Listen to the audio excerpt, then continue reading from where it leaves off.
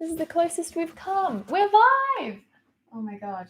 I'm so glad we didn't have to set up a new stream. Oh, wow. We did it. The Lord of the live stream How's that? heard y'all's prayers and let us in. Ain't that the sweetest? Oh, someone's making jambalaya. Oh, I wish someone was making jambalaya in this house. I know, Banksy. If you would have paid your tithing for your internet bill, an envelope would have been left on your porch. Yeah, why is it always like a random envelope on the porch? Well, yeah, that is something that you only get in Mormon miracles. People just dropping off money. I don't know. Maybe Donald Trump and the stimulus checks was that. If you're not paying close attention to things. Well, welcome. I bet there everybody. were a lot of testimonies about that $500 landing in people's accounts, like just when I needed it. Would they though? Because Donald Trump did it. Yeah, they're like, I was paying my tithing, and then the Lord through then Donald Trump. Daddy Donald came through. I bet there's been a lot of testimonies about Donald Trump generally over the last 5 years. Oh god, yeah, it's gonna be insufferable. How often do you think? I bet every single week somewhere in the world a Mormon bishop has to get someone to like settle down with because the way that politics and religion are just becoming bland and people are just becoming so polarized and manic about it all. And I bet there were a lot of bishops' announcements that were like, hey, remember that testimony is a time for saying things that you insist you know are true that you couldn't possibly know, not for, talking about politics. Yeah, seriously. Though don't they fall under the same But it's like, umbrella? it makes sense because the same mechanism by which people believe that Mormonism is true and have that ferventness about them, same kind of thing. Keep it in the voting booth. Well, hello everyone. Today we're doing another live stream because boy is it nice to not edit videos. It really is good. Yeah, it's awesome. Though they do end up being longer, but I watched our whole live stream from last night, an hour and 40 minutes in its entirety this morning, and I didn't get bored. Nice. I was impressed.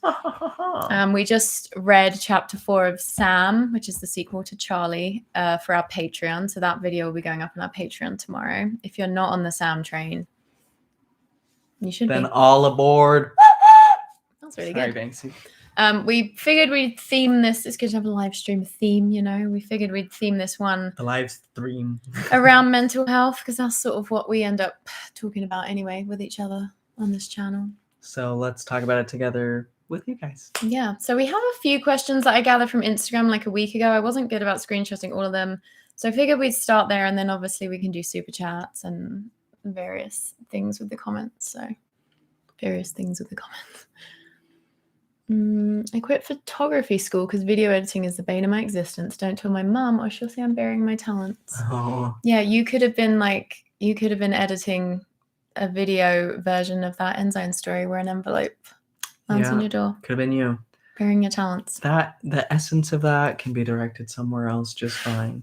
Oh, Tama, how's your mental health been this week? It's always like neither of us have therapists.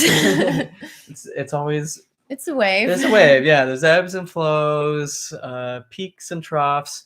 But I would say that as my life progresses, I'm getting better at riding the waves, which is the big thing. I think I was always like, in Mormonism, I was inclined to think that any struggle I had mentally was a result of personal failing. Yeah, I am just a wicked awful sinner. Otherwise, I wouldn't. Yep, exactly. And then there was this kind of idea of like, oh, I can be cured of it, and of course the gospel would happen. I'd have like an emotional breakthrough or something. It was springtime, and I'd be like in the sun for the first time in months, and be like, "Oh my god, I feel so good! I'm finally worthy," or something. Do you remember hearing that depression, the atonement is strong enough to cover depression? I had that. Yeah, for sure, and kind of an anti-psychology bent too. Of like, if there's any problem, don't go to a therapist. Keep it, because they might tell you that your relationship with this organization is very toxic. Literally, were you with me? Where I read that quote from Bruce R. McConkie about therapy, and they'll convince you that masturbation is perfectly fine. Okay. They'll go based on research and evidence and repeatable findings. So I think there's always been a temptation for me to assume that if I could just do the one right thing, if I could just get my whole life in order perfectly, if I can just find the right program or spiritual path or, name anything, that then I will not have to struggle. No more suffering. No more suffering. I'm good. And that's just not really the way it's been. It's really been a growing journey of learning how to relate to it. Mm-hmm. And for me, like most times so a little background into my life, like my grandfather, when my mother was a college freshman, committed suicide. And then their family just never talked about it, ever. They just didn't address it. They just went on like it didn't happen. What a time. Yeah.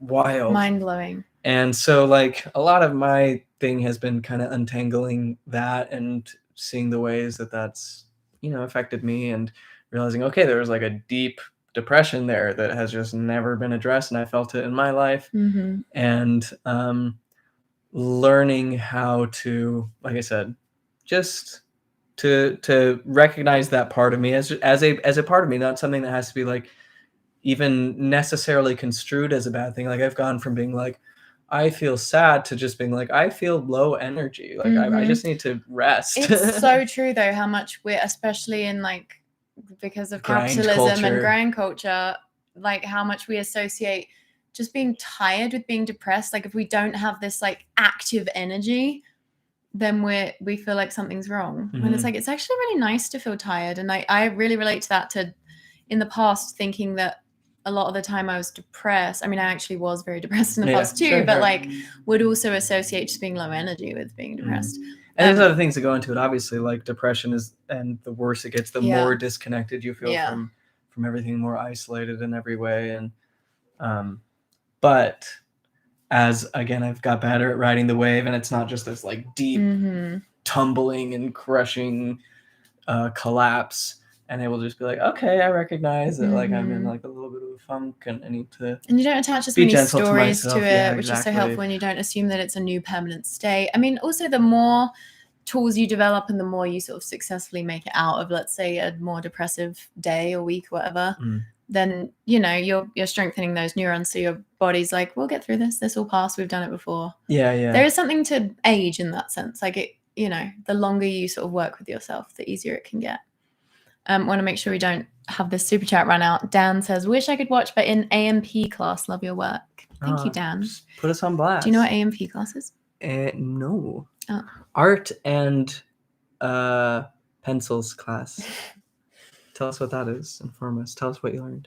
Thank you, Tanner. I do the same thing all the time, looking for the right answer instead of just observing and flowing. Yeah, it's so easy because like analyzing is a way of escaping the feeling. It's like you take it to an intellectual place, which removes you from just the raw physical sensations, which is escapism. Yes. I'm very guilty of that. Another thing I've learned is not being so quick to, I mean, there's definitely a helpful degree of like parsing things out and trying to understand why you feel the way you feel. But it's also easy to get in the habit of, anytime like I encounter a bad feeling, to kind of, like you said, avoid the feeling by trying to like figure it out, get to the bottom of it. And the thing is, you'll never really get to the bottom of suffering. Like you find out that your suffering is connected to everything else that's ever happened in the world ever.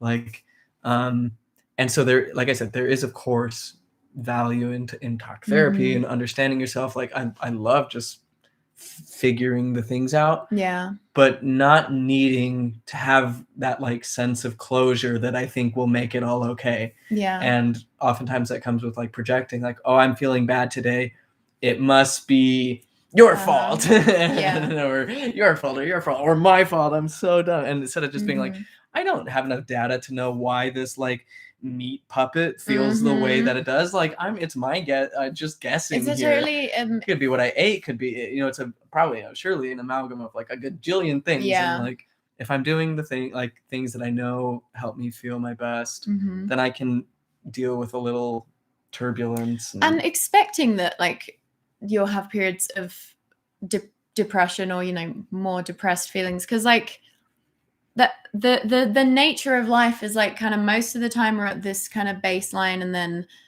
you're gonna have high periods and you're gonna have low periods, and it's all relative. Like what makes the low bad is like it being relative to that, but that could be someone else's, circumstantially at least. that could be an amazing situation for someone else to be in. You know, it's just also relative. So it sounds cheesy, but it is like you need to go through the winter to get to the spring. And yeah. It's true. Today I was like, I can't believe I'm already in the winter again. God damn it. I barely got to enjoy the warm weather. It's time for vitamin D supplementation to begin in a big way. Never stopped. Meow. Mr. Rain. Cat Food Fund. Oh, Mr. Rain. Cat food. Thank you. Oh, cat food. I'm an idiot. Thank you so much. Someone got Ludlow. I got nicely rejected by someone I liked today. So yeah, I'm hanging in there, but kind of lonely and embarrassed right now. Ooh, that's a tough feeling. That's tough. Yeah. Sam knows. I will, like, after asking somebody out and getting turned down, I was just like screaming to a pillow. You were cringing just a week ago. Yeah, it sucks. Oh, I've been rejected so many times. So many times. In so many ways. By so many people. And then in so many ways again by the same person. That's hard. That's hard. But we're all here.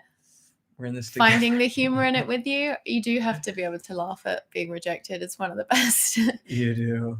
I've been reading a lot of Kurt Vonnegut. And they don't know you. He's like a funny writer who's also very sad. And he didn't kill himself, did he? No, his mother did on Mother's Day. Oh God. Yeah.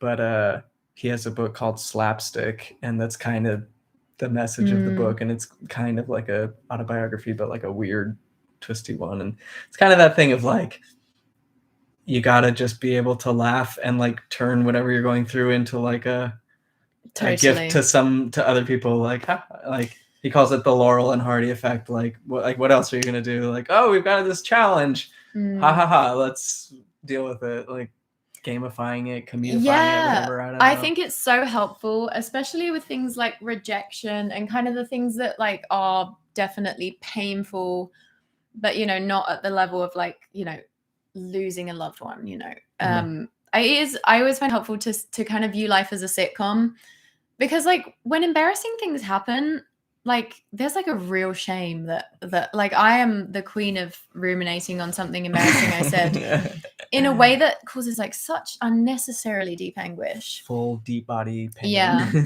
So much pain.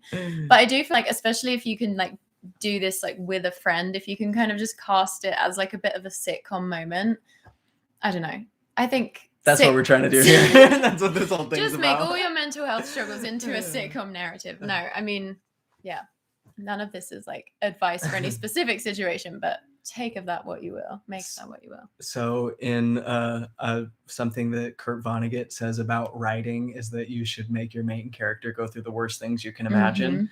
And then when I start thinking about the worst things that could happen to me, it actually fills me with a lot of gratitude that those things haven't. That those things aren't haven't happened, and so like, you know, like high chance they won't. Yeah, some of them will in some version at some point. Yeah, but overall, I'm grateful to be just doing minor character shit. Oh my God, yeah, yes, shit. Honestly, where is the appreciation for minor character shit?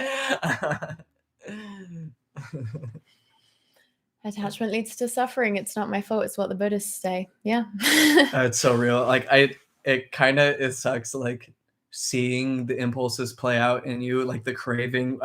Every time we get together, it's like, how are you doing? Just constantly craving. And like, I feel that like we were talking about social media today, how like it is so directly correlated to my mental health, because I crave this thing that can't be found. It's this sense that there's this world, maybe even just a specific event, like it's like a party with all the coolest, hottest people you know going on, and everyone's talking about the things you want to be talking about and doing the cool things that you want to be doing, and you're not there. But if you could just find them online, that would be the closest thing you would get to having that fulfilled. So I like go through all my different platforms and apps. I feel like online is only ever bad news, and I can't find it, of course, because it's not there. It's like and that's not like the conscious. I'm not like looking for that, but that's like the feeling. And it's just not there. And the more I look for it, the more I'm like, it's not the thing that I want. I hate when you do the hitting your head thing. Well, you're going to hate being inside my head. It's a nails on a chalkboard thing for me. I don't know why. I don't really know anyone else who does it as well. It's triggering because you had the headbang thing. Yeah. But on the attachment thing, I mean, bringing up a good point. I mean, because there is suffering that is inevitable in life that's going to happen. And like what the Buddhists say is that we you know, we kind of like double our suffering by then having a specific story about it, and being attached to that story. So the less you can write a story about why you're in a bad mood. I mean, if you need, you know, you still need to like sit with yourself and be like, is there anything I need to like attend to in myself right now? But like from a place of like, kind of like a gentle curiosity rather than like, I gotta fix something, something's wrong. Yeah, that's where like journaling is always so such good. So good. I don't even resent it anymore. It's like just straight up good. Like I feel better when I can just get what I'm feeling out there, and it helps me kind of reapproach the situation differently. Always been a big fan, always will be. I think journaling can also, like talking to a friend can have a similar effect of just like being, you feel more in control of the narrative when, like if I tell you about a problem I'm having, it instantly is lighter because like, well, just someone else understanding it. And there's also something in externalizing it that for me always makes me realize it's not as big as I think it is, you know, like it's manageable because it's describable and it's something I can have a discussion about solutions for, you know. I think it's a tendency, particularly of the young, to assume that we're having like, I mean, everyone is having a unique experience. It's not about that, but like the sense of like, oh, no one knows what I'm going through. It's like actually probably most people, or at least some people in your life, experiencing like basic emotions like shame or grief or sad, like we, you know. Yeah, even though the exact circumstance and how it's playing out is unique to every person, there is still that like shared humanity, which is what makes art and literature and all those things so good, is because you get a window into that thing that's like similar for everybody. Yeah. And I really do believe or most people that grief is the thing that unites us and like can become such a source of strength for our species. Like we've all felt grief. I don't know, when I was going through my divorce, I found that so comforting that like everyone I would interact with, even like the cashier at the store, I was like, she's been in as much pain as I'm in right now. Like how could you have gone, you know, everyone's gone through like a breakup or lost a loved one, or I don't know, it almost made it made me feel like more connected to everyone, and it made everyone feel a bit less like scary and other, because I was like, we all have our unique roles that we play, performances we do, masks we put on or whatever. We all have our own quirks and everything, but we are also really similar. I do think developing your sense of like unity with others and with the world, I mean, that's a key part of sort of, I don't really like the phrase fighting depression at all, but you know, depression is about disconnection. So anything you can do to sort of bring ideas to your mind that connect you. And so I think it needs to be like a conscious effort a lot of the time. Like I know it's been that way for me at least, because my brain just like wouldn't go there, you know. But yeah. Ever dealt with obsessive worry about being a bad person? I know rationally this is a relic of Mormonism, but I retain this anxiety that I am bad. Do you relate to that? I do. I actually didn't know that I did until recently. Really? Yeah, I guess it's weird. I have it from Mormonism, but then also especially like leaving Mormonism actually made it worse for me because I had this like naive, childlike awe and looking up to the authorities of the church and of Joseph Smith and Jesus and God, and you know, and then having that crumble and dealing with some of my own personal trauma and feeling kind of like unsafe in the world and feeling very suspicious of other people's motives, thinking like, oh, I can't really trust people, what people are saying, like everyone seems like just mad because I'm coming out of this like really mad situation. And I like started like I realized that I was like looking at everyone really like okay, what are they hiding, what's their real angle, and realizing that like that was reflective of my internal state, kind of like not trust, like thinking like, oh, maybe one day I'm just gonna snap and do this like terrible thing, like oh I like I like this distrust of myself, even of like just that like maybe someday I'm just gonna like turn out to be like a villain, a monster, you know. And that's like, which goes well with the story you were told your whole life, right? Yeah. And that's still in there. Continued influence effect. Just did a TikTok about it. Just learned about this last week. Basically, once our brains have like believed that something's true, especially for a long time, even once you realize that thing's not true, your brain's still using it in its like estimations of things that could happen or the way the world could be. Yeah, and I don't like. I'm probably just like a neutral person. I don't think I'm like especially good or especially bad. Like I don't think most people. I think you're especially good Well, because thank you. I That means think a lot. you both naturally and through effort have like a very wide circle of compassion. And to me, I mean, there's different ways you can. I mean, like the concept of like good versus bad people, I find generally unhelpful. But if I had to like quantify it in some way, I'd say it's like how much can you have compassion for people who, you know, who aren't in your in-group and whose actions you find harmful and whose personalities are intolerant. Like I feel like you have a really strong empathy across the board.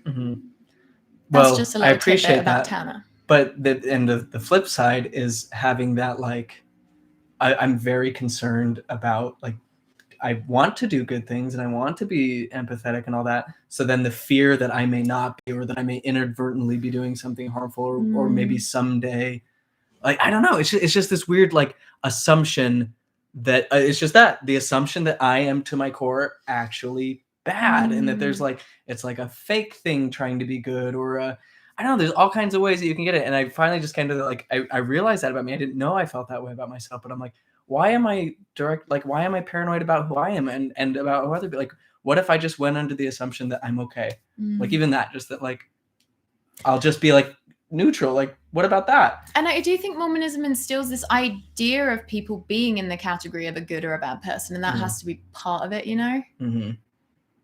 So you're like, am I this or am I this? And it's like, what if you're just neither? And like, what if you don't need to be worried about that? Yeah, what if some people think you're good and some people think you're bad? And what if sometimes the pursuit of being good can sometimes lead to the most toxic behaviors that harm others the most? You know, you never know. You never know. But I don't know. That is a long way of saying I can relate to that. It's hard. It can be really challenging, but ultimately, like, the most important thing I think you can do is learn to like genuinely love yourself and to trust yourself with your own love and to recognize your own like innate worthiness and innate goodness. And instead of judging yourself for things you do that maybe like aren't in alignment with your highest values, like bring curiosity to why you act that way. I think curiosity is much more helpful than judgment. Yeah. Yeah, because the amount you judge yourself is the amount you judge others, and then the amount you judge others is like that's then like a thing that stops you seeing others clearly and makes you less empathetic. That's a whole thing. I'd love to know what other people think, but I mean I do feel like that whole phenomenon has to be so connected to Mormonism because I don't relate to that. Like I think growing up until I joined Mormonism, I don't think I thought I was a good or a bad person. I mean, I think the average person will be like, yeah, I'm a good person. But like I meet kind of like unless they're on that nightmare game show. God. Oh my God, yeah. But like, I didn't think I'm a good person. I didn't have a sense of like, this objective standard of goodness. Yeah, I just think like, well, I don't like kill people, or I'm not, you know, just a childish way of looking at things. And then when I was Mormon, then I was like, I am a good person because I'm Mormon. So it was Mormonism that actually was the first time I was even assessing whether I was a good or a bad person. Before then, I think I just was like, I'm good and I'm bad. Like I know I do bad things. I know I'm shitty and I know I'm good. I don't know. But like oh, sorry. Keep going. Well, just to wrap that thought up. But then now I never worry about being a bad person because I'm like, I always know what's going on sort of in my own mind and heart. So like I will, you know, feel bad if I like accidentally or maybe like even like somewhat knowingly like hurt others in some way. Like I'll feel that, but I don't have my schema is not around being like, am I fundamentally bad? It's more like, am I fundamentally like not cut out for this world? Honestly, you know, we have like these different schemas. Like I think they found like 12 core ones that we'll all sort of have variations of. But yeah, I don't know. Would love to know your guys' experiences with the like worrying that you're a bad person and what the tie-in you see with Mormonism. I was always treated at church as though my depression was anti-Christian. Like I'm depressed because I secretly worshipped Satan. I mean, CTFO. What's CTFO? I was thinking like GTFO. I'm thinking like CFO, the chief finance. We're not hip anymore. We don't know what things mean. But yeah, I do feel like I mean, Mormonism and American Christianity, like there's so much prosperity gospel in it. And like in the Mormon scriptures, consider the happy and blessed state of those who keep the commandments. I feel like Christianity has a lot of the same ideas. Wickedness never was happiness, and therefore all unhappiness must be wickedness. Yeah, sorry, our light went out. That's a bummer. I charged you all day. But yeah, I do feel like toxic positivity can be a thing, and like people don't admit that they're depressed, or like therapy is demonized because that's seen as like, well, Jesus is supposed to fix all your problems. Yeah. And also because so much of those religions, it's so much about like the patriarchal family ideal is so wrapped up in both of them, and that is like the fantasy, right? Like if you're a faithful Christian or a Mormon and you do like the wife and the kids and you follow the plan, then you'll be happy. Like that's what you're sold. And then people can't, for someone else to be open about how that's not working for them, then makes other people feel threatened because they're like, no, we got to stick to this. We can't like deviate. I've staked my identity on this. You need to too. So then other people around you won't like admit, depression, or will have this like toxic positivity, or will ascribe everything to something you're doing wrong. Because I just feel like scrupulosity and paranoia about doing something wrong is like rife in those religions. Because like almost like, in any high demand religion, it almost seems to depend on people being constantly worried that they're not doing enough. So yeah, that sucks. That sucks to have your community not see you in like the very experience you like need community the most to heal. Yeah, it's weird. So then it's like, what's the point of the community? Yeah, it's weird that it's like so the community moralized. Exists in service to the fantasy rather than in service to the people in the community. Riddle me that. For me, I keep worrying that I'm a bad person. Oh, hi, Prue Lawrence. You're on our stream yesterday. I keep worrying that I'm a bad person for smoking weed, even though it's legal and fine.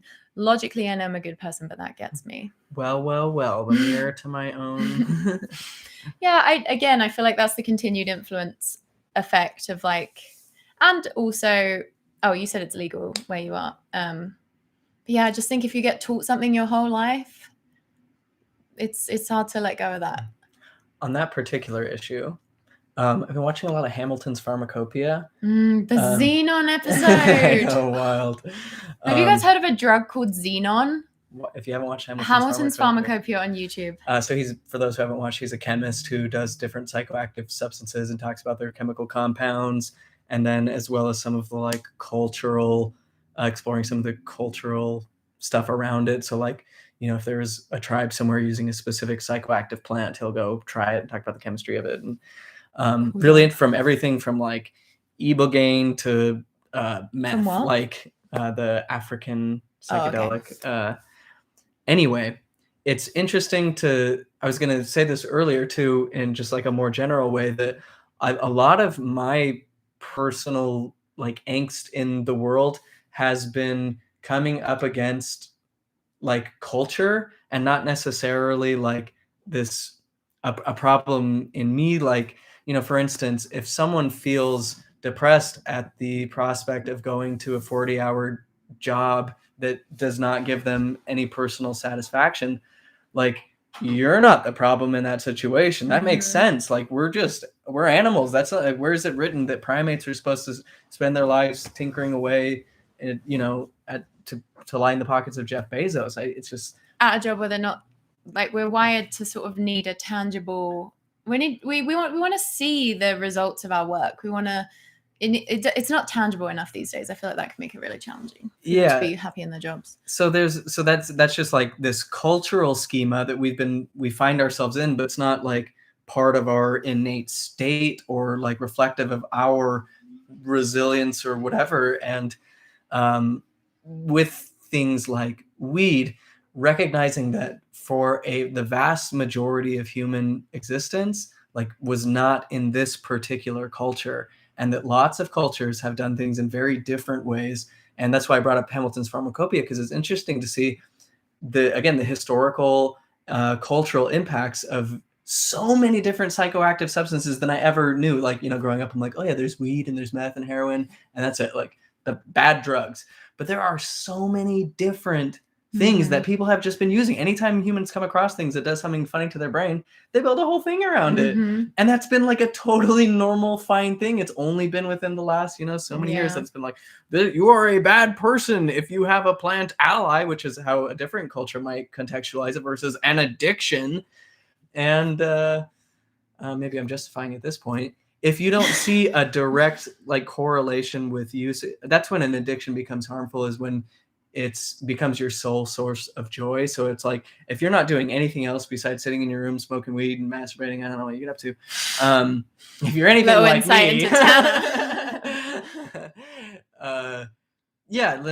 then that's a problem. But if it's just like a part of your life and you do it a lot, but you get up to other things, and the only thing that's making you feel bad is the feeling that you should feel bad about it, then it's like, maybe that belief isn't serving you. Maybe you need to contextualize it. Well, and if you're worrying about, bring it up with your therapist. We're just entertainers. And also, addiction and being a bad person is totally separate as well. So even if you are a raging addict and it's a super unhealthy habit in your life, you're still not a bad person. The bad doesn't come into it with something like that, unless you're, I don't know, stealing from others to fund it. But then that's not about it's a whole thing. If you saw, I always think about like aliens watching, or like if I came across aliens on a different planet and saw them using the babuka lokulatuta thing more often than some of the other aliens, I'd be like, okay. You probably wouldn't even register. I mean, nothing to me. I have no moral hang up about what they're doing, and I think we could have a little bit of alien compassion for ourselves. Yeah. Use positive self-talk to your advantage to make stronger mental pathways. Yes, 100% agree. Absolutely. And also there's a thing that is called the upper limits. The upper limits problem. I read about it in a book called Conscious Loving, but I've come up on it in different books, and people will kind of call it different things. But basically, if your brain is used to being in a certain state of it's used to being like this negative, then when you kind of feel positive, your brain is almost always trying to bring you down to what's familiar. So you can kind of hit this upper limit, like with mood and happiness in life, because your brain is like, no, this isn't trustworthy. Like, what we know is the thing that's real. So yeah, like that's why I'm such a big advocate for like rituals and habits that do help create those new pathways. By the way, I got a TikTok the other day of a new neural pathway being formed, and it was so cute and inspiring. It's so nice to it was beautiful. I loved it. Like gratitude journaling is like proven to help you form new neural pathways, and then just generally in life, affirmations. There's different things you can do. Is this the point in the live stream where we talk about psychedelics? I'm back on the train, baby. I mean, yeah, if you wanna. I just think that like I circle back, like, oh, these are so great, and kind of what I said earlier about like the thing that like will eternally fix it. It's like kind of yes and no. There's no fixing it. There's no fixing it. There's only living more and more beautifully and consciously, whatever. But psychedelics really are something that has been used in the vast majority of human existence for the betterment of human life. And there's a reason for that. And that today, I think, are going to be and are being presently the most dramatic, impactful tools that we have for dealing with mental health issues. Of course, there's some mental health issues that like people with schizophrenia obviously should not be doing psychedelics. Young people whose brains are still developing shouldn't be doing psychedelics. But as far as just the raw capability of helping you reprogram those narratives, connect parts of your brain that have been disconnected before, disconnect being a synonym of depression, and having some of that just real, actual whole brain unity and thinking is a game changer. And separation from your stories that tend to sort of rule your life even without you realizing it. Yeah, absolutely. We were just saying before this stream, like, it seems like one of the big benefits psychedelics can offer society is like human beings are rigid. Like, we're rigid in our thinking because neurons that fire together wire together. The more we do things, the more our brain wants to do those things. We're creatures of habit. We crave almost like increasing familiarity throughout our lives because the pathways get deeper and deeper and deeper. So that's why, like in the Matrix, it's harder to get an older person out of the Matrix. That makes total sense with like what we know about human psychology. Because obviously, like the longer you've had to entrench in a pathway. Anyway, getting set in your ways. Yeah, we all get set in our ways. We're all so rigid. And also there are so many sort of unconscious, I don't know, like past experiences, potentially traumas, and different stories that we've sort of absorbed as true without really even being aware. Like we didn't consent to them. We didn't craft our narrative about ourselves. There are so many things at play that like it's hard to get like a good degree of separation from all of that on your own. Like that's what psychedelics can help with, is they can kind of take you out of like your regular way of thinking in a way that allows you to like potentially look more objectively at things, or just get out of the like myopia of just always seeing things through like your specific lens and your reality filters, which may not be serving you. Totally. Having a bad bang day. Anyway, that's my spiel for psychedelics. Good spiel. I really think people who have But this is not advice, and we're not telling you to take them. Of course not. Just chatting. So many comments. Hi, Banksy. Therapist who operates under a similar worldview here. So is human design Unhealthy, theory. Addictive behavior is usually actually just trauma or neurodivergency coming out sideways. It's a symptom, not the problem. I just started the Gene Keys book, Holly. I don't know if that means anything to you. Have you all heard of attachment theory? Yes. A BYU Idaho therapist recommended the book Attached to me, and it started changing my life. I got very into attachment theory. Erica also said mushrooms are amazing breaking out my depression. Yeah, like microdosing. It did wonders for me. Mm-hmm. I've been binge watching season 2 of Forever Bachelor over the last week. Instant cure for depression. I found that. I don't know. I like this comment. I found if I don't take anything involving humans seriously, I'm much happier. A sane man in an insane society is often called insane. I think the people running the show are crazy. Yeah. I mean, I think most, though not all, leaders in our world seem to be operating from a place of ego, and again, like they're not conscious of the unconscious like things going on behind the scenes for them, so they're not as rational as we would like them to be, and they're more prone to corruption and acting out of personal interest and convincing themselves that personal interest is actually good. Ding ding, the Christopher Columbus article we read yesterday from Tad Callister. Yikes. Yeah. Someone else said, where was it? I lost it. Oh, it's hard stretching the arm so far to see these.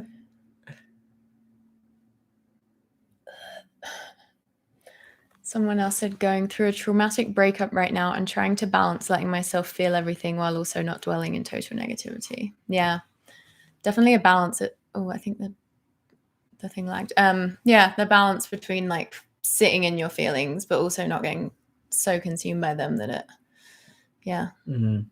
that's tough, especially at the beginning with a breakup, when your brain is like just trying to grieve such a massive loss that like your whole sense of security and safety in the world has been shaken up in like a very real way. Like as far as your brain is concerned, like you're at risk of dying because of this thing happening. Yeah, you're like your wiring is all interconnected with that person's. When you lose them, you lose like an aspect of your psyche. You really learn how much just like your biology, you're kind of powerless before your biology when you go through a breakup, because you're just like, it doesn't matter how, I don't know, you can do all the psychology learning and therapy in the world, but like you go through a breakup and like your brain is detoxing from a drug essentially. Yeah, that, isn't it? Mormonism does a particularly good job of conditioning people to learn to mistrust their own intuition and gut feelings. So true. Like how many people do we know who throughout their childhood or teens were constantly fretting that they were like not doing well enough before God? So scary. It steals our ability to validate ourselves and keep ourselves safe emotionally. Yeah. I just recently left the church and definitely struggled with not feeling worthy, because up until a couple of months ago, I literally ran my life according to the temple worthiness interview. Yeah. Yeah. I'll do it. How have your relationships with your parents changed as you grow more aware? I'm getting to know my mum so much better these days and just thinking about it.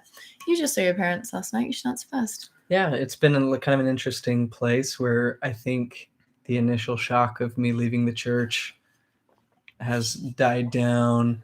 There's been some healthy distance that's kind of allowed us to all get our bearings and center ourselves and who we are, and so that we can like approach each other with a non-judgmental attitude. So I've been around family more and more, and it's been really nice. I think we're all kind of in this place of like, okay, this is just how it is, and it's fine. Like, I'm still the same person, and they're still the same people, and it's good to find the, like, before all we had was Mormonism to connect on, and so it's kind of compelled us to connect in other ways, and they may not be as plentiful or as interesting as I'd like sometimes.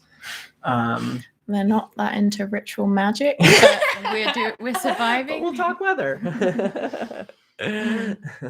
Yeah, I feel like, well, my experience is different because obviously my parents aren't Mormon, but I had to come to, you have to sort of acknowledge all the ways your parents messed you up, and all the ways, they weren't ideal parents. Like, there's no such thing as an ideal parent, right? Like, everyone's just doing their best with what they've experienced and what they know and what they're capable of. But you have to have this like period of time where you're like realizing all the ways that, your parents' parenting affected you negatively. But then the important next step is being able to realize, like, they are just human. They were just trying their best. Like, you do need to be able to forgive your parents, I think. I think that's essentially like a universal thing. Like, we all have to figure out a way to forgive our parents, whether or not that means interacting with them. Like, I know a lot of people have like much more, there's a whole bunch of situations that can be extremely intense, and it could absolutely be that it's, not going to be healthy for you to interact with your parents ever again. Yeah. And all that's fine. But just being able to at least have kind of almost like an intellectual perspective of like, everyone's just acting out what they're capable of doing. And it's like, they weren't trying to fuck you up. And even if they were, then that is like the result of something else. But I don't know, Yeah. You know what I'm trying to say? Like, you got to make your peace with your past is what I'm saying. It doesn't do good to just dwell on it forever. It's like, take the time to assess it and sit with it. And honestly, it's not like this linear stage by stage process. It's like, you'll randomly have a memory and be like, damn, that I can see how that memory is linked to this, maybe odd like behavior, odd or toxic behavior I have. And that can sort of continuously pop up. It's not like it's all at once and then you're done forever. It's like, you're going to have more memories come up, new layers of insight as you get older. But yeah, I do feel like a big part of growing up is realizing that your parents are people and no smarter than anyone else. Like, every human is, kind of dumb. So ill-prepared for the task by the life that was handed or enforced on them. And really, forgiveness is not to say like, what they did, it was okay, or I feel like I accept, or it's ridding yourself of the like the resentment that you hold about the situation. It says nothing about redeeming them as people, or like you said, like, oh, they can just have full access to my life and so you can still have as strong of boundaries as you want, but just making sure it's not this like festering thing that will keep governing your life. Also, boundaries. Someone said, my parents are visiting tomorrow and they don't like that I've left the church. Any advice for keeping the peace? I do feel like the stronger you are in sort of your sense of self. So like, I guess the example I'm thinking of is in the past, my mum would do things that would cross my boundaries and I would get really angry. And not to say that like that still couldn't happen now, because I think that, the quote that's like, if you think you're enlightened, go spend a week with your parents. Like, I think our parents are just always going to be our worst triggers. I don't know about you guys.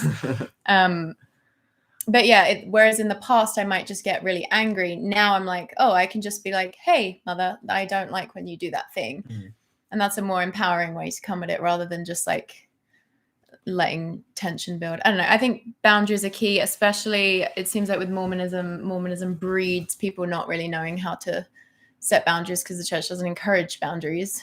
Totally. I think that was a huge thing for me. Like, yeah, my parents had some discomfort around me, but I was also projecting a lot of insecurity, not feeling like stable enough or in my sense of self and identity that I was kind of like anticipating and therefore projecting their insecurity into situations, if that makes sense. Like, just like, oh, this is going to be the worst thing and I'm gonna have to feel so weird about this, and then I felt weird about it. No, that's a great example, because like the typical thing of like, let's say you have a coffee maker in your house and your parents come over, like, I don't know, I guess there's a case to be made for maybe you just can't be bothered to have a conversation about it, so maybe hide the coffee maker. But in general, I think it's like, it's not on you to justify your decisions to your parents. No. Like, I think that's an important thing that a lot of ex-Mormons need to learn, is you don't need to justify it. If you feel like sharing your reasoning and your perspective, or like someone seems open to it, like that's all fine. And that they can take it with respect and like, yeah, but know that you're allowed to just be like,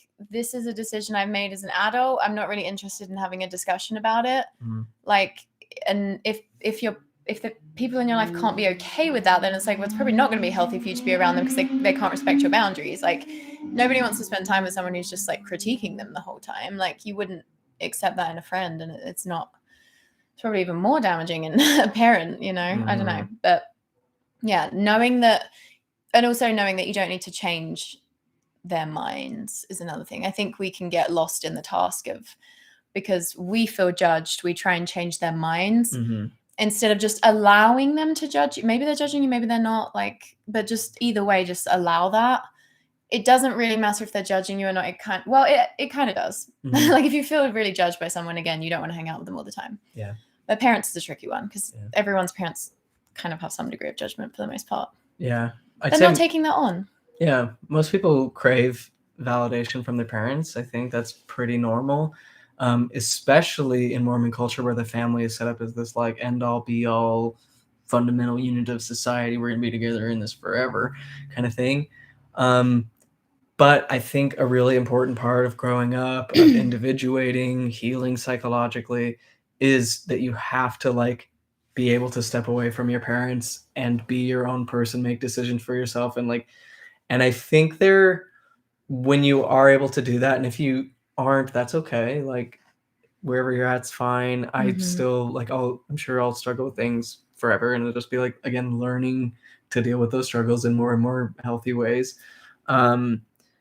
But we have to be able to like be our own selves despite our parents. Like, that is just growing up, and you have to be able to separate yourself from their expectations or desires or what you think their moral hangups about your life are going to be. Like, don't try to fight them on their terms, if that makes sense. Like, instead of trying to convince them that you're a good person because you drink coffee, or like they're wrong for believing that you're a bad person for drinking, like just refuse to engage with that. Like, don't legitimize it is kind of my general advice. This is all like so general, and I don't want anyone to take anything. Obviously no one's gonna. Things are so weird, because everyone always asks us like, well, how do you, like, if someone wants to argue with you about this or this, I'm like, I'm always hoping someone will argue with me about something. I'm ready to go. And they never do. You're like, I've read so many books on communication to prepare for that, but no one ever does. I know. They never mentioned the coffee maker. Okay, Holly had a good comment I wanted to read out. You can't heal from trauma while you're in the system that caused it. Families are systems, and allowing space in our systems is how we help rebuild safe relationships. Yes. So true. I was lucky. Well, I guess both of us have lived away from home since college, but it certainly helped having my parents on a different continent and not having to, I could just sort of like work it all out on my own, FaceTime now and then. Yeah. I think distance is an important part of just being a well-adjusted adult. What was I going to say? So many good comments. So many. I can't keep up. Mormon framework of conceptualizing why our obligations to ourselves and our obligations to others in the world at large is so directly antithetical to our core human nature. Prue said, oh my God, you guys put all the things into words. That is so healing. Someone said the church doesn't teach you to only accept yourself when you are being good. That is not what the church teaches. The thing is that the church is sort of like this huge entity with lots of different contrasting and often conflicting and contradicting teachings. So some people teach one thing, some people teach the complete opposite. I have heard that, and that's been my experience. Maybe you've had a different experience. Yeah, throughout my 6 years in Mormonism, I definitely learned that you shouldn't accept yourself in sin. Like if you're doing something wrong, you shouldn't accept, it's not like there's a focus on love. There is kind of the idea that like God loves you no matter what, although I have heard people say, including like people in leadership positions, that God's love actually is conditional, which kind of felt like heresy to me when I heard it. Anyway, that's a whole other thing. Yeah. But yeah.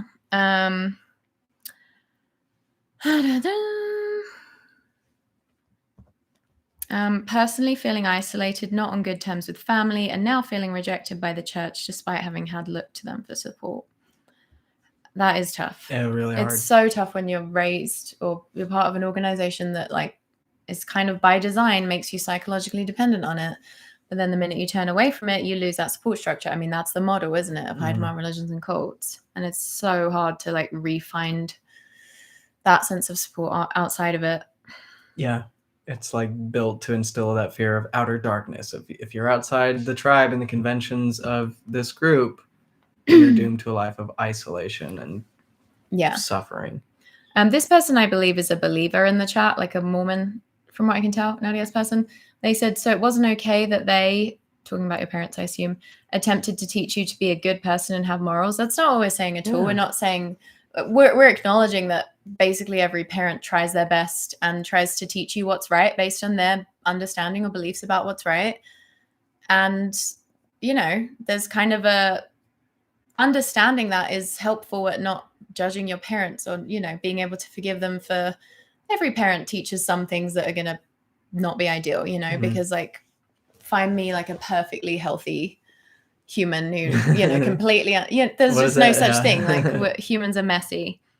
I think we can absolutely like acknowledge and appreciate the ways our parents like really tried their best, even if like the results were questionable or, even if a lot of the things they taught us or did were harmful, you can still acknowledge their effort and that it came from a good place. Yeah. And I think doing so for most people is an important part of healing, like recognizing that, their intentions were good. Yeah.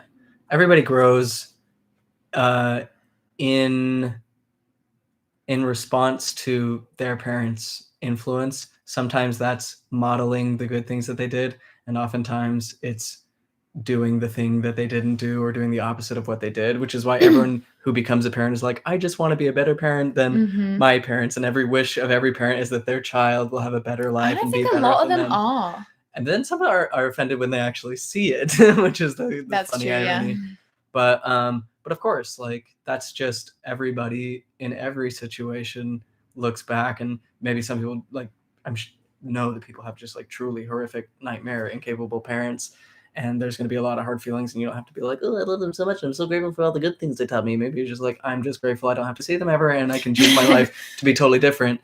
Either way, you're going to grow. And recognizing that isn't like a sign of I don't know what their perspective on us is for bringing it up. It's just like recognizing that adults just tend to have complex feelings about their parents because they're not perfect people. Like nobody is. So of course you're gonna have things that you're like, I wish that was, or I would do that differently. I'm going to do that differently.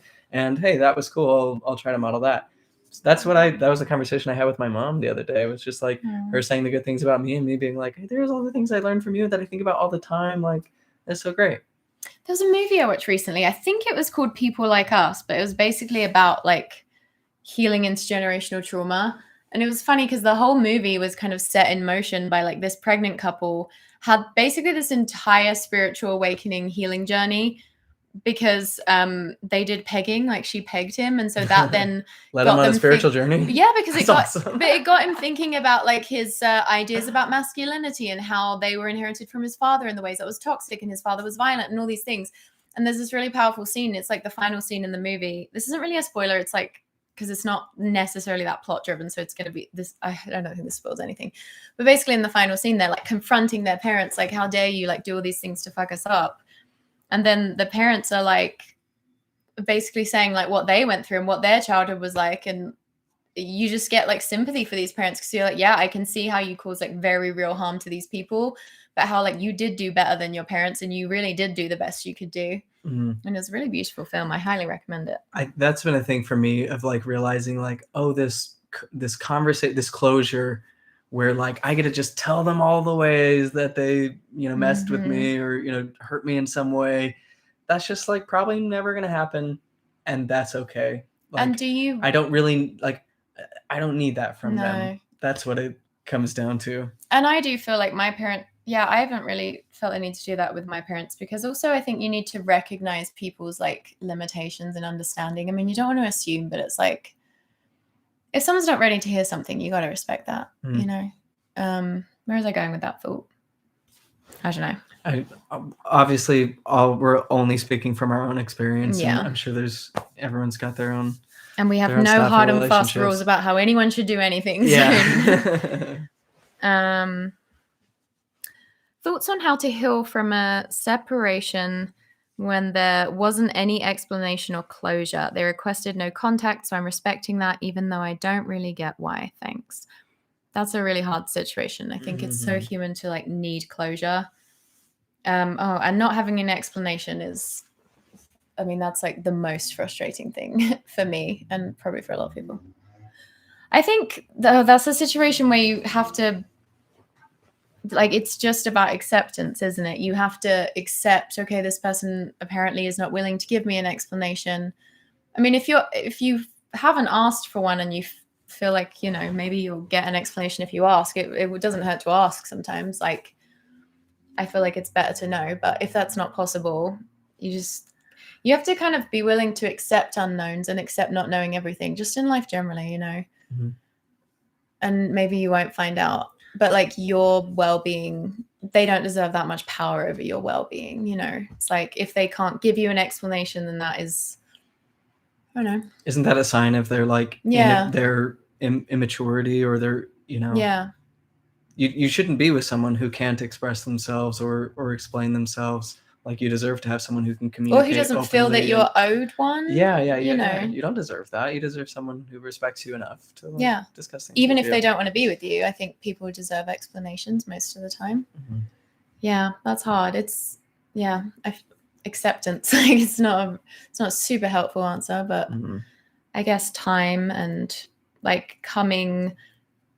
Even I think just like having the mindset of like, okay, I'm going to try to accept this, rather than like we can continue to fight it by, I don't know, feeding certain thought patterns, or there is some degree of control we can have over sort of how much we feed, which wolf we feed. I don't know, but it's hard. Closure is a huge time fantasy in so many ways. That's also true. Yeah.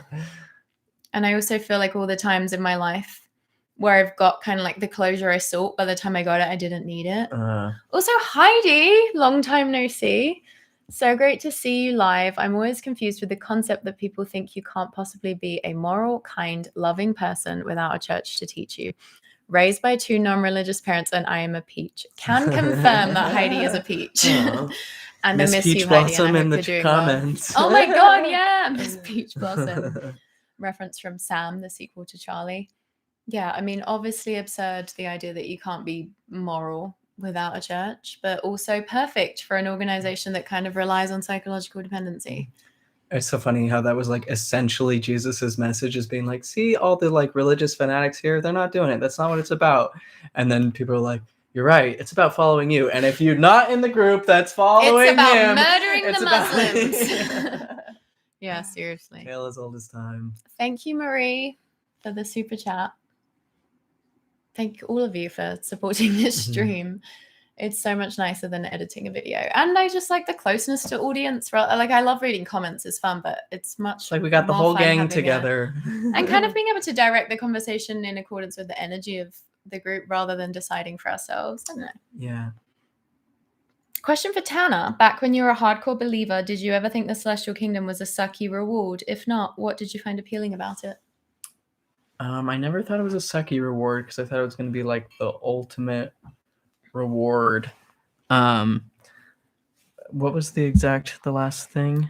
Like, if not, what did you find appealing about it? Like, what did you look forward to in the celestial kingdom? So that's the issue with the Mormonism. The more that you actually like try to tease out the practical reality of things, the more you like see the contradictions, and because it's really just this fantasy, this vague fantasy that things will be better. I'll be with my family. Everything will be okay.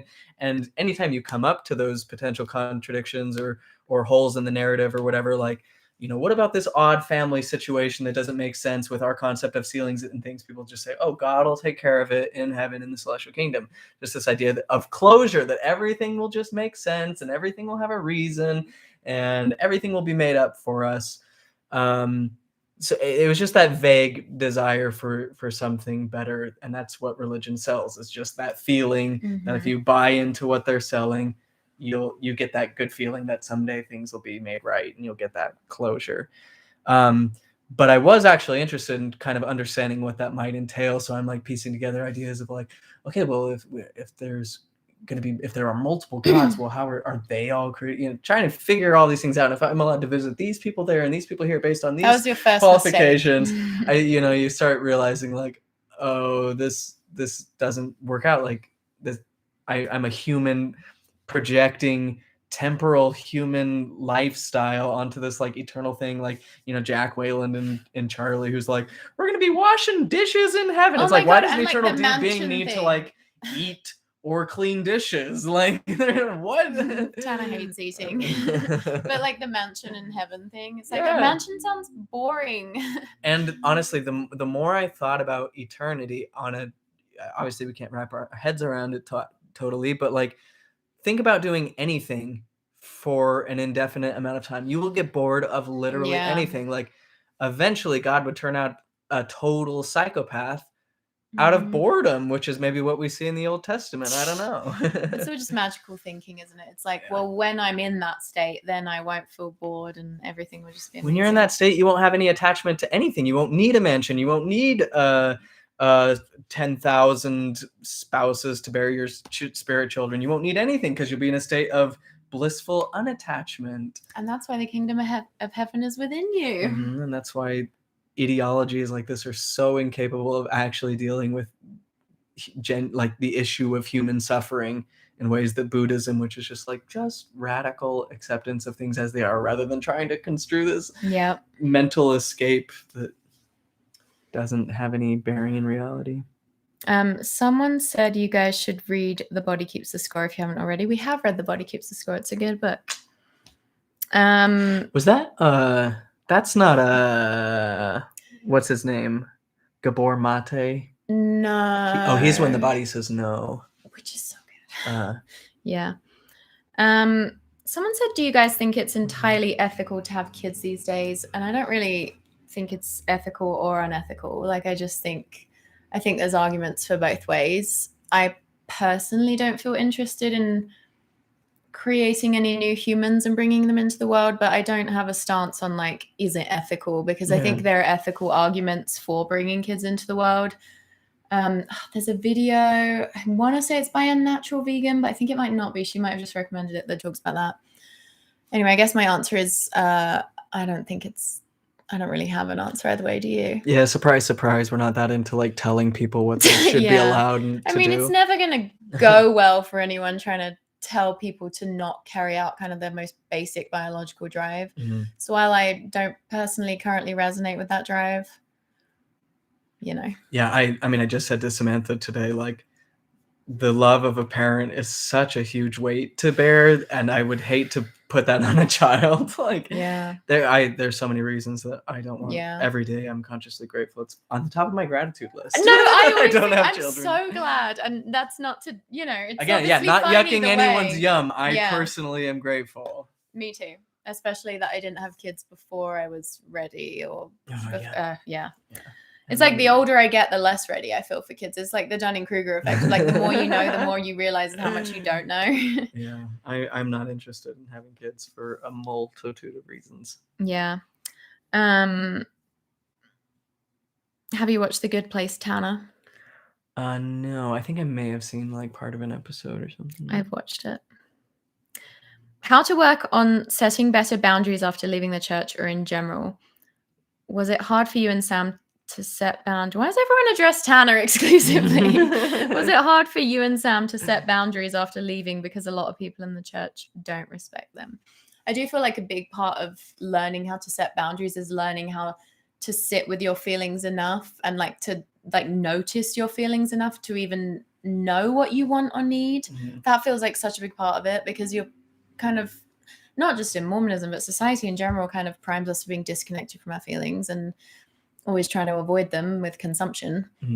So I feel like just being able to even notice like, oh, I'm feeling uncomfortable right now with like the way that this parent is talking to me, or is like coming into my house and dominating the space in a way that is like inappropriate. You have to be able to like sit with yourself before you can then communicate your needs, aka set boundaries to someone else. So that feels like a big piece. What do you think? Yeah, I kind of go back and forth on this. Like, for instance, I'll have an old friend who has really like genuinely loved me since childhood or whatever, and I know that, you know, my disaffection from the church causes them so much anguish, and they will send me a talk like, oh, this just reminded me of you. I thought you were going to be the prophet someday. And I was like, that's obviously like a huge overstepping of boundaries. And it could be totally appropriate for me to be like, hey, and nonviolent communication, read the book. Oh yeah. Order Nonviolent Communication by Marshall B. Rosenberg. Just as like a way of trying to approach discussing things with people in a way that even if you feel justified in you know, because I want to be like, hey, it is totally inappropriate for you to do that to me. Like, how would you feel if I texted you or just like text them the CES letter and be like, hey, I'll read this when you read that. You know, that could be totally appropriate, but may not serve the function that I want it to, which is like facilitating a nice relationship with this old friend who like is not going to be capable of understanding me, and I'm not going to expect them to do that, and I don't need that from them. So for me, in that at that time, my response was just to be like, oh, that's very nice, and just kind of not make it a big deal. You're allowed to not respond to something like that. Yeah, you know, I've left a lot of people unread, just like, well, I'm not obligated to respond to this. And then sometimes there is where you just like it causes enough psychosomatic distress in your body that you have to say, hey, listen, and this is where journaling comes in, analyzing and trying to tease out what you like actually need to feel safe. And you can adjust that, you know, with time, and always subject to change, but like being like, hey, it's kind of inappropriate when you do this thing, or when you do this thing, this is how I feel. And if we want to make each other feel good in each other's presence, why don't we just not do that thing? And I think a big part of healthy boundary setting is being able to accept that you can't control other people's reactions. This kind of ties into another question someone had, which was, how do I tell my family I want to leave? I don't want to damage relationships.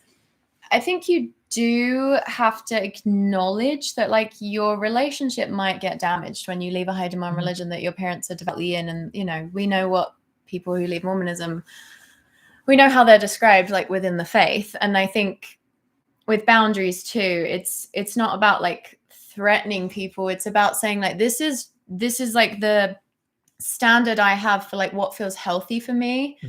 And so if you can't meet that standard, like, I love you, but it's not going to, you know, we're going to have to be apart because it's not going to work for me. As it's not about trying to like change anyone's mind or fight anyone on anything.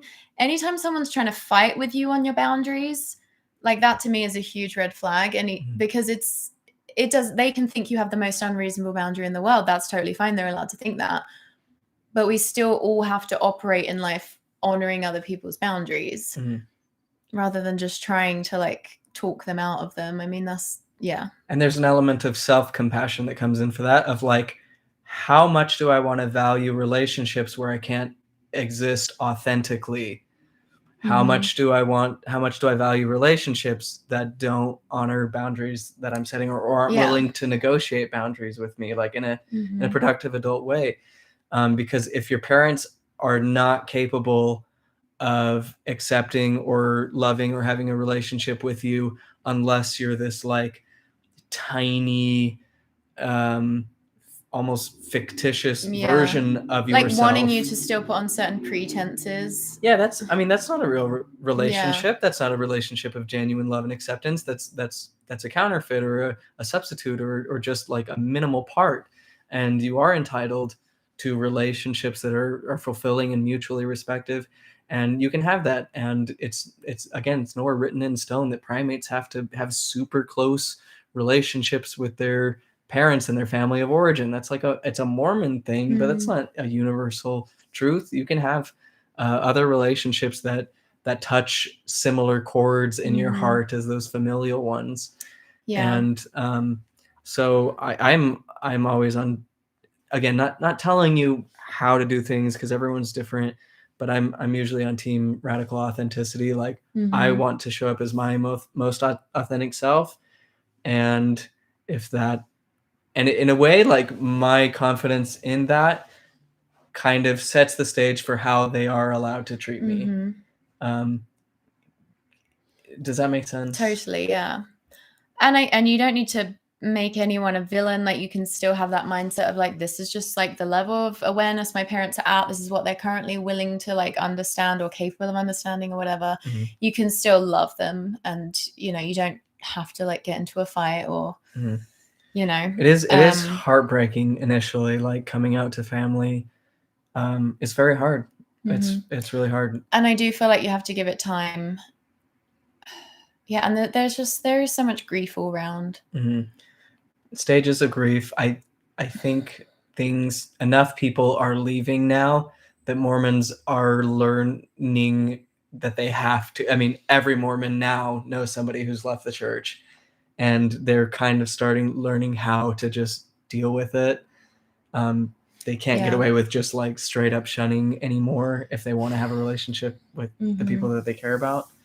Another thing I'll say that is kind of like relevant to my own experience is like, it's okay for your parents. It's okay to, as long as no boundaries are being crossed and, you know, you like don't feel like it's toxic or whatever. It's okay to just connect with your parents on the levels that you can connect with them. Like, it's okay if there's aspects of you that they don't understand or things you care about they don't get. Like, they don't, I think it's easy to have this kind of like, you know, this childlike desperation for our parents to see all of us and validate all of us. And I think that can thwart people in their healing journey sometimes, because there's almost this like indignant feeling we get that's like, you know, you're my parents, how dare you not see me and all this, how dare don't you love me enough to understand me? Yeah, but it's like, it isn't about love. Like, it is genuinely just about everyone is operating from a different perspective with different awareness. You can't force people to learn or to become something they're not, or to, you know, so it is also okay to just connect with your parents over like the Great British Bake Off and Paddington and just the fact that you love each other and like you both love eating delicious food together and drinking wine or like whatever the stuff is. Not with your Mormon parents. I'm kind of, I know, sorry. I am kind of an advocate for like, if, as long as you feel like this is something you can do in like a healthy way that doesn't bring you down, like just try and look for those bridges of connection, because they are your parents. And it's okay to be like a little bit uncomfortable, if you know what I'm saying. Like there is, I just think that your adult relationship with your parents, there's always a degree of discomfort for most people, because it's like, there's just so much backstory. There's so much there. There's so much tied up in who you use. It's just a whole thing. Yeah. And it's, you know, you don't have to distance yourself from your parents just because there's some discomfort there and just because it's hard. Like I guess I want to be a voice for also like, it can also be worth it to like seek the connection. And again, if boundaries aren't being crossed, if, you know, obviously I don't have Mormon parents, so I get it. I'm like, but I do think there are times when people almost are almost like choosing to not enjoy a connection with their parents that they could enjoy out of this sense of like, how dare you not see all of me? That's just my personal. It's good. Thoughts, take it or leave it. Good to know that most people on planet Earth have complex relationships with their parents and experience something. Yeah. If it's not Mormonism, it's something else. Everyone comes to like experiences friction in their parents' expectations and projections, and It's all so twisted. So yeah, you're not alone in this. remember how we said we were going to answer super chat questions? Are we getting? Oh well, no, we're not. Well, then we're moving on to Instagram until. I know, I'm like sunk cost fallacy. We got to keep going till this becomes like 10 hours long. Worth our labor. I don't know. It's fun to chat. You mean the connections that we've made here today? Yeah, we have. We've been bonding. Someone said, been having that difficult boundaries talks, also non-Mormon parents. After I came out as trans, I think moving out will help me get back to us having the healthy connections we have. Yeah, distance is so good with parents. Like, always go for distance over a fight if you can. You know, that's my avoidant attachment strategy. Yeah, it must be nice. My whole thing growing up was like I would fight my parents on everything. Like the dysfunction was different. Proximity breeds resentment. That's any relationship. God, yeah. Yeah.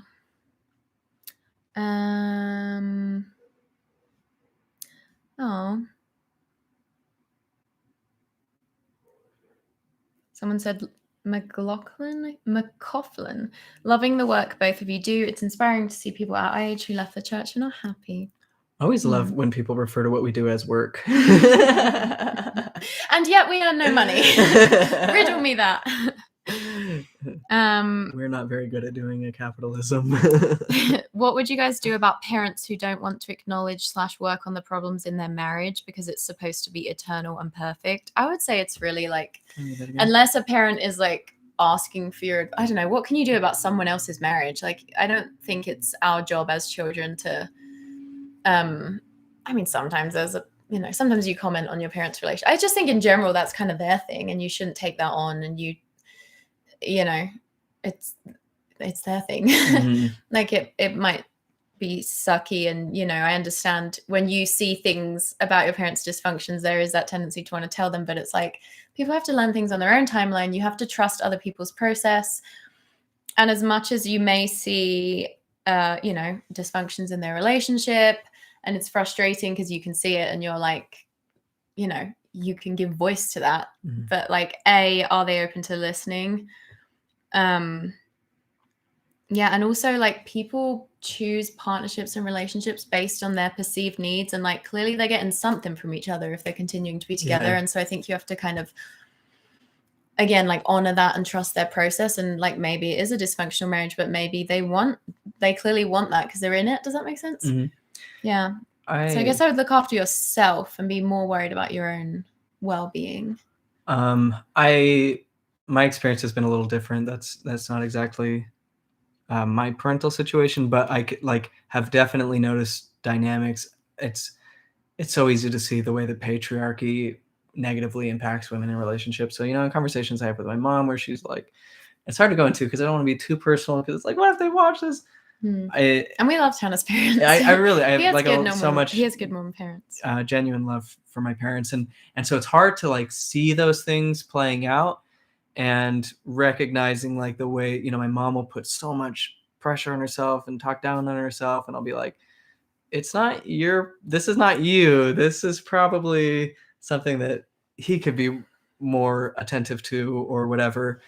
But at the end of the day, like, I certainly don't want to be seen as the ex-Mormon wayward child that's trying to get in between my parent. Like, I don't want that at all. And I don't think that would be the case with me. But what a bad role to take on for your own sanity. Yeah. And rather than feeling like I need to parent my parents, I like just try to speak positively to like help my mom accept, you know, my mom or my dad or whoever I'm talking to. It's like, rather than being like, hey, look at this thing that's going on in your life. It's like, I love it so much about you do this. Why are you saying that thing about yourself? You're actually really awesome. Like, you do all these cool things. And I don't know. I found that that's been an easier way for me. I don't know what's right and wrong, but. Yeah. Someone said, if someone loves you, they love who you are, whatever you do or grow to be. Yeah, if someone loves you, they love you for who you are. I don't know that they have to love everything you do. Mm-hmm. Like, just for, you know, a lot.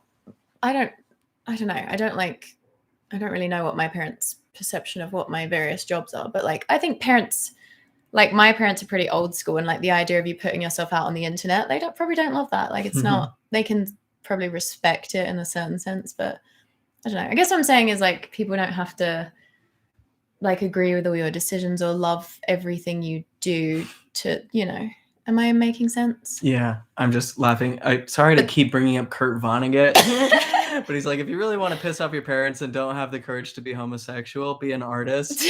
So my poor parents dealing with an ex-Mormon artist child who's not just blaspheming and undermining the traditional family, but also giving just the worst drunken commentary on James Joyce ever given. Not ever given. Be yourself, love yourself. Yeah, absolutely. I've encouraged my parents to go to non-Mormon counseling. I've also suggested they consider a separation, but it's ultimately their decision. Yeah, it sounds like you've done what you can do there. I talked big game. I invited my mom to try psychedelic mushrooms last time I talked with her. You thought it would land, and it didn't. It's not even that I thought it would land. It was like a pure egoic, like intrusive thought that I let out. It was like, oh, my obsession. Here, listen to it. But someone said we don't have to understand or agree with someone to love them, and yeah, that's the point I want to make. So it's like there's a lot of things my parents do where I'm like, that's a batshit way to live, or like that's a stupid thing to do, or your ideas about this are bigoted, or but I still love them. I still see. I think it's important to be able to see people, including your parents, like see their humanity and see them for more than just whatever beliefs life has shaped them to have. Again, all about protecting yourself and setting boundaries. But yeah, it's good to see everyone as like more than just their beliefs. And, again, coming back to that idea of like our shared humanity, like we all bleed the same. We all grieve. Yeah, we all love to different degrees. But yeah. We all enjoy the Great British Bake Off. And we all enjoy the Great British Bake Off. You're not even fucking watching it. You've never watched a season of the Great British Bake Off. Tana, it is a perfect show. Watch it to get... I watch it and I'm like, this is what patriotism should be in every country. This is the perfect... I'm amazed that Brexit happened, given that the Great British Bake Off exists and is a huge deal across the nation. You should do your dissertation on this. I could do a dissertation on how the Great British Bake Off is a perfect example of like healthy patriotism. It's honoring everyone's it's honoring immigrant cultures. It's a big part of the Great British Bake Off is about, British people that are British citizens now that have come from other countries, like allowing them to bring their culture in and combine it and like make it better. It's just so good. And everyone's so wholesome and cute. Liberal mainstream media, but it's like not political at all, except for the fact that they're like not, they're openly accepting of like the gay hosts. Yeah, there you go. That alone in America, it's political. Kyra Johnson, thoughts on supporting a loved one going through a mental health crisis while keeping well yourself? That is tough. Thank you for the super chat. We really appreciate it. We're so intertwined with people. My partner the other day used the example of like floating on your back. And at times when you feel like you're sinking and like hold on to your partner, and if they start sinking and then you're both grabbing onto it, that's how people drown. You're not supposed, if someone's drowning in the water, you're not supposed to go out and get them. You're supposed to throw them something, because once you're doing that together, and it is like learning to channel that otter energy and like lie on your backs and float together. Because it can be really hard, and it's important to have personal boundaries for yourself, because at the end of the day, like a person's mental health is primarily their responsibility, and yours is for you too. And so if that means making sure that you have enough time for yourself, it's not your duty to attend to somebody else at all times, be on call for somebody else. I mean, maybe there are some circumstances like extreme physical ailment or disability or something where that's necessary, but it's okay to take time for yourself. It's okay to do the things that make you happy, that are filling your bucket, so that you have some to offer to somebody else. Because if you're just drawing from nothing and giving and not receiving, then you're not going to be healthy, and you're not going to be able to give that to them, and you're just going to create more friction between you two. Yeah, I feel like this is another thing where you need to be checking in with yourself a lot. You need to be sitting with your feelings, recognizing your feelings, taking time to just be still and listen to yourself, so that you can know what boundaries you might need to set. And also ensuring that you're not falling into certain like stories about like, you want to be supportive, but but you also have to have a healthy separation of like, it's not your responsibility to fix someone or to heal someone. You can't. You literally you cannot. Don't serve the world by sacrificing your own well-being for someone else's. I don't know, just all that basic stuff. But yeah, I feel like that's the habits like meditation or journaling or whatever helps you check in with yourself seem especially important when you're supporting a loved one going through something like that, because I think it's so natural to want to overextend. And it's so natural to not notice when you're overextending. Especially those from families where they took on like a caretaker role. Absolutely, yeah. Yeah. I love when people take something I say and put it in quotes. Let us know, Kira or Kyra. We can do a follow-up. Well, we've been streaming for an hour and 24 minutes. Should we do a hard 1:30? If you guys want to do a last blitz of super chats, we'd love to answer your questions.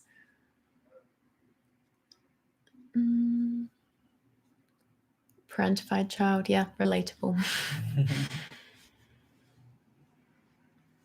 Boundaries, this is a word that keeps coming up a lot. I find it difficult even in like non-supercharged familial situations. Just like normally someone will be like, hey, do you want to do this thing? And I'll be like, yeah.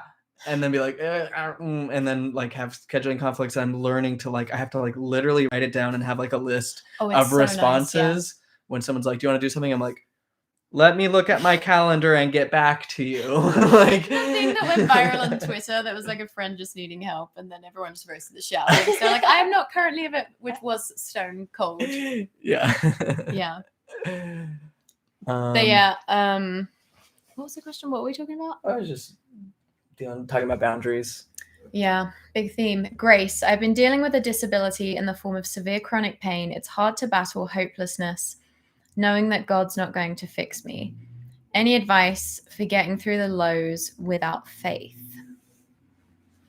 Well, I've never dealt with severe chronic pain. So I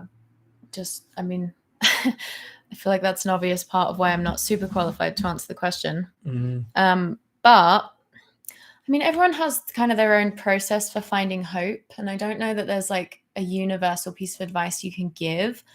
I do think that gratitude is huge, and having a practice of gratitude, whether that's gratitude journaling or if that's too much, like taking time every day to note in your head like things you're grateful for. Strengthening neural pathways of gratitude is a huge deal, and has, like, as far as I know, benefits across the board according to research.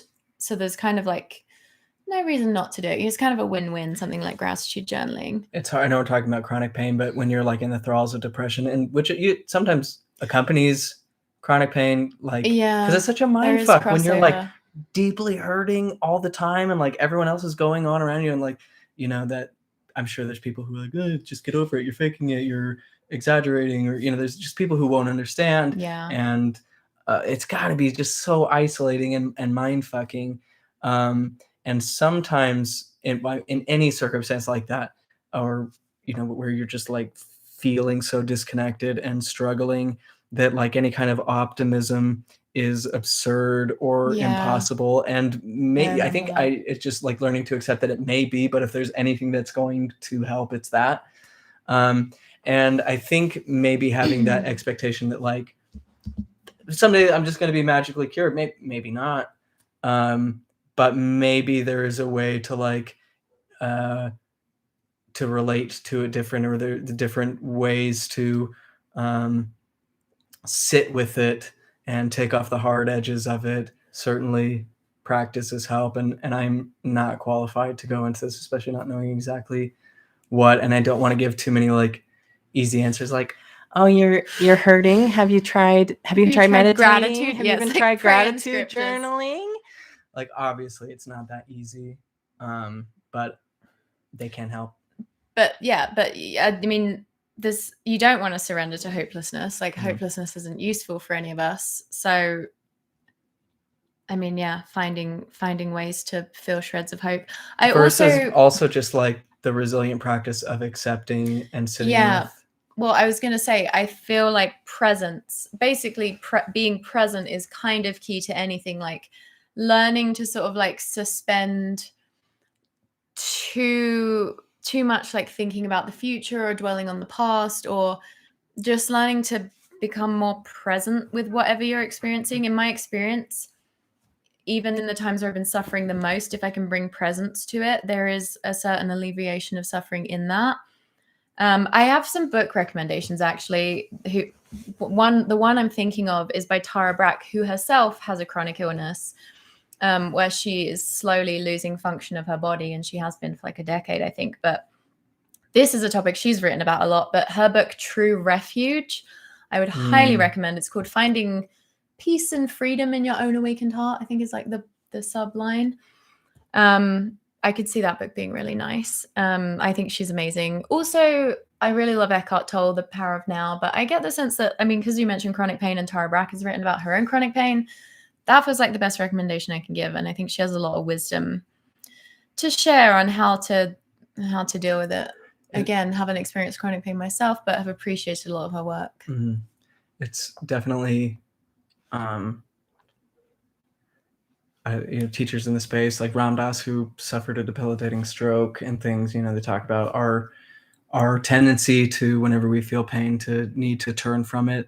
And it's that turning and that resistance and the clenching around the pain that can be so hard, and that learning to sit with it, even though it doesn't take away the burden, can soften the experience. Because it's that feeling of like desperation of like, oh my God, I'm gonna go mad, I'm gonna die, this is it for me, like driving you insane, and your whole body resisting that idea that things are gonna be awful forever. And learning to relax through it can ease a lot of it. And it feels so dumb for me as a person not experiencing chronic pain to even be talking about this, because I don't want to be like throwing out platitudes. I like have nothing but respect and compassion for that situation. But to be fair, the things you're saying are not ideas that you just came up with. They are ideas that have existed like for millennia. And like ones that's like being continually more and more validated through science. Right. And that have been tested by people, I never want to give any advice that's like, this will do that. Nobody knows anything. No one can give anyone advice. Sauce. And any advice you take from someone else, it's ultimately because it's already in you to recognize that that's a good idea. Like, advice is a tricky thing. I say that as a life coach. Yeah, we're all on our own journey. Sometimes we need company on that path. Other times you need to explore to know your own path. Don't get pulled into someone else's path. A lot of people talking about weed in the chat for chronic pain, and just generally sounds like. I do know a lot of people who use weed for chronic pain. Seems amazing. Great. I'm interested to see what comes of kratom is becoming more popular. Things like that. I loved kratom when I tried it, but also Grace, who sent that original super chat that we were talking about with the chronic pain, said, I lost it.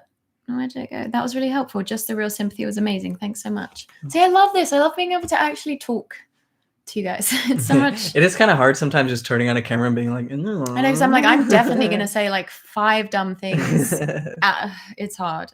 This way we can't even edit it out. I know. Y'all know how dumb we are. Mm-hmm. Yeah. Good thing I never pretended to be anything but. Mm-hmm.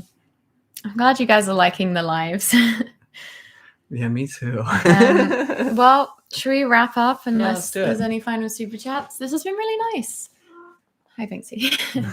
He's like, Banksy has joined us. His advice for mental health is just get the food as quick as you can. Do anything you can to obtain more food. Doesn't matter whose toes you have to step on, whose paws you have to swipe out of the way. Sometimes you gotta be sneaky. Food is a coping mechanism. Who's to say it's a bad thing? It's a big part of Banksy's life. I wouldn't want to take food away from him. Overall, I just think like learning to and trying to be more and more gentle with ourselves and other people, like ain't that it? Someone said accepting reality is not surrendering to hopelessness. Yeah, completely agree. Yeah. Yeah, cool. We will have a new episode. Enjoy your bowls, everyone. We will. We've been going for an hour and a half. So we we read chapter 4 of Sam before that video is going up tomorrow. So if you're not following us on Patreon, you can pledge any amount and get access to all of our bonus videos there. And it really helps us out a lot. It's becoming more feasible for us to do this full time lately, but it's like so close but so far away. So some of us already doing it. Every little helps. Yeah, some of us have very low standards of living and no health insurance. Bailey said, live in squalor. Bailey, cheeky little super chat to say thank you and I love you guys. Thanks. Oh my god! And now Muriel H. Hey, ooh, Canadian. Nice. That means Canadian, right? Yeah. Thank you both so much. That's really nice. I'm like always overwhelmed at like how nice people are to us. I know. Y'all are on the top of my gratitude list right after most of the other things. It's like we're the people annoying and narcissistic enough to just like put the stuff we say on the internet, but it's like everyone else could, you know, everyone's talking about similar stuff. I feel like, I don't know. Yeah. Just reading like people's comments. I'm always like, damn, you should have a YouTube channel. Yeah. Like I want to watch that video. Maybe that's why it's fun. Cause like it just feels like a conversation. I know. Like, we're not experts in anything. We're just talking about our interests. Yeah. Well, while we're on this topic, I am taking on life coaching clients right now. So if you're interested, you can message me at I didn't mean to say we're not experts on anything. Some of us have certifications. But to be clear, life coaching isn't about me telling people what to do. It's just about like helping them explore questions within themselves. I'm not in the business of being like, you should do this. Although I do tell people to gratitude journal a lot. That's my toxic trait. Tana seems like the greatest big brother vibes. Oh.